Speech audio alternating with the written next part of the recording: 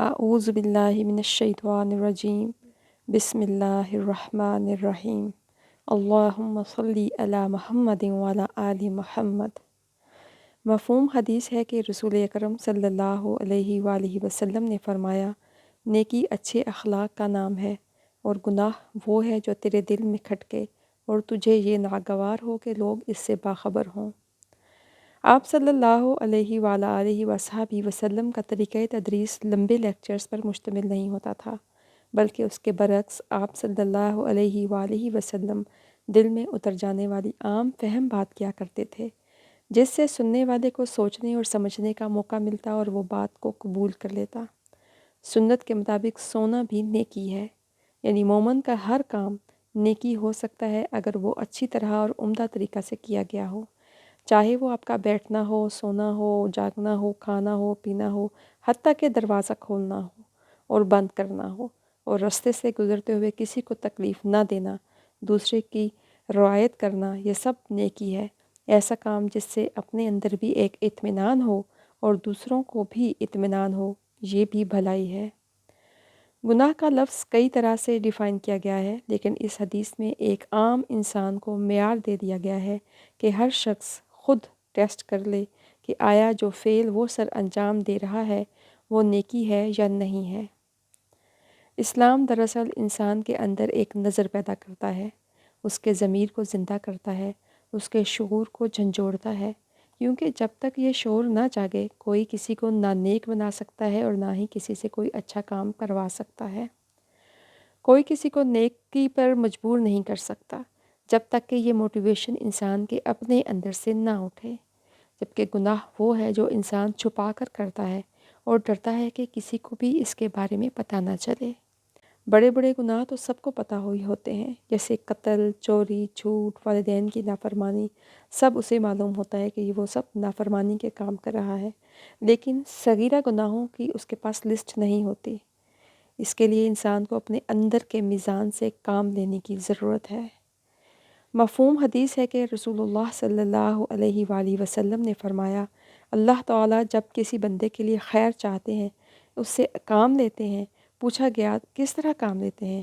آپ صلی اللہ علیہ وآلہ وسلم نے فرمایا، موت سے پہلے اس کو نیک عمل کرنے کی توفیق عطا فرما دیتے ہیں۔ اس حدیث سے یہ بات پتہ چلتی ہے کہ جو انسان کسی خیر اور بھلائی کے کام میں لگ جائے یا اللہ تعالیٰ اس سے کوئی کام لے لیں تو یہ اس کے لیے ایک بہت بڑی سعادت کی بات ہے۔ یہ مان لینا بے حد ضروری ہے کہ ہم اس دنیا سے جانے والے مسافر ہیں، اور وقت کے ساتھ ساتھ ہماری صلاحیتیں کمزور پڑتی جاتی ہیں، ہمارے اندر وہ طاقت اور ہمت اور جذبہ نہیں رہتا جو صحت کی حالت میں، جوانی کی حالت میں اور عمر کے پہلے حصے میں انسان کے پاس ہوتا ہے۔ اس حصے کو ہم دنیا کی محبت میں اور صرف دنیا کے کام کرتے کرتے اور دنیا کو سنوارتے سنوارتے گزار دیتے ہیں، جو انتہا درجے کی بے وقوفی ہے۔ اگر ہم سب اپنے ساتھ مخلص ہو جائیں، اپنے ساتھ انصاف برتیں اور اپنے وقت کی قیمت جانیں تو کوئی بھی کام کرنے سے پہلے ہم سوچیں کہ یہ جو کام ہم کر رہے ہیں اس کی ضرورت کتنی ہے؟ کیا اس کے بغیر میرا گزارا ہو سکتا ہے؟ کیا اس کے بغیر کام چلے گا؟ کیونکہ بہت ساری چیزیں ایسی بھی ہوتی ہیں جو ضرورت میں نہیں آتی۔ دین کا علم سیکھنے کے بعد، جاننے کے بعد بھلائی اس کے لیے ہے، خیر اس کی ہے جس سے اللہ تعالیٰ کوئی کام لے لیں، اسے استعمال کر لیں۔ کسی بھی سچویشن میں اور کسی بھی حالت میں بے بس نہ ہوں اور ڈپریشن میں نہ جائیں اور کچھ نہ کچھ کرتے رہیں، تھوڑا یا زیادہ اور کچھ نہیں تو ذکر کرتے رہیں۔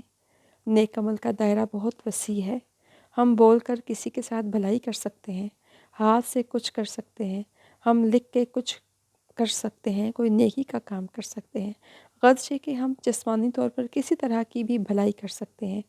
جس بھی چیز کی ہمیں توفیق حاصل ہو ہمیں وہ کرنی چاہیے۔ ہماری زندگی دراصل ہمارا وقت ہے، اور وقت کا صحیح استعمال ہی حقیقت میں نیکی ہے۔ بعض اوقات اگر کچھ بھی کرنے کو نہیں ہو تو غور و فکر کریں، عبرت پکڑیں، اللہ تعالیٰ سے باتیں کریں، دل ہی دل میں اس کو پکاریں۔